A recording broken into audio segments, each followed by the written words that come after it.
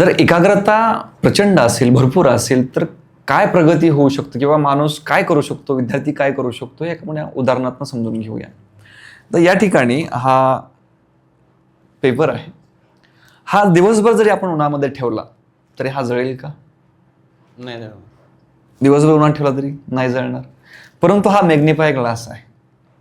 जर मॅग्निफाय ग्लासने सूर्यप्रकाशाची येणारी किरणं एकत्रित करून जर काही सेकंद आपण ह्या पेपरवरती धरली तर पेपर जळून जाईल, जायला सुरुवात होईल.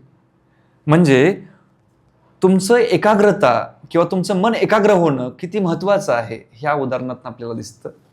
की जर तुमची एकाग्रता प्रचंड असेल, आपण बघतो विमानाचं टोक कसं असतं, असं असतं. असं का नसतं?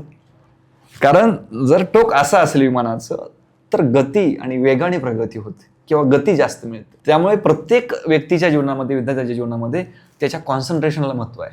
जर कॉन्सन्ट्रेशन प्रचंड असेल, एकाग्रता प्रचंड असेल, तर तुम्ही तुमच्या क्षेत्रामध्ये आग निर्माण करू शकता. ओके, एवढं याला महत्व आहे.